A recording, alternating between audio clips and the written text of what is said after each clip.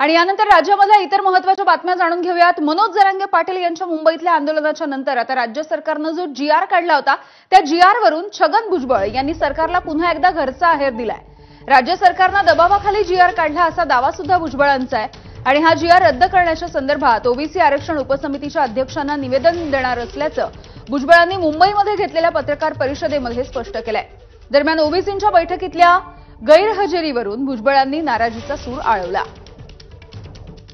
हे सगळं तुम्ही 2/9चा हा जो जीआर जो आहे तो काढला, तो प्रचंड दबावाखाली जे एजिटेशन सुरू होतं त्या एजिटेशनमुळे त्या प्रचंड दबावाखाली तुम्ही तो काढलेला आहे। ओबीसीची एक कमिटी जी निर्माण झाली त्याच्याशी सुद्धा काही चर्चा काही झालेली नाही। मला वाटतं असं कुठलाही दबाव शासनावर नव्हता। अतिशय विचारांती आमच्या उपसमितीने 3-4 बैठका घेऊन याचा विनिमय केल्यानंतरच आपण तो निर्णय केलाय। म्हणून मागे मी काही दिवसापूर्वी मी माननीय भुजबळसाहेब आमचे ज्येष्ठ नेते आहेत त्यांना मी विनंती केली आहे की एकदा आपण त्या संदर्भात एकदा मी त्यांच्याकडे जाऊन बसणार आहे, चर्चा करणार आहे की याच्यात वास्तव काय आहे। बऱ्याच वेळा ऐक्यू माहितीवर काही मतं तयार होतात, परंतु आम्हाला वाटतं की आमच्या समितीला असं वाटतं की निश्चितपणे आम्ही त्यांचा गैरसमज दूर करू शकतो। त्यांचं म्हणणं आहे की आमचा बंजारा समाज आज ओबीसी मध्ये तुम्ही टाकलेला आहे, तो त्या शेजारच्या राज्यामध्ये किंवा या गॅझेटियरमध्ये हैदराबाद गॅझेटियरमध्ये हा एसटी मध्ये आहे।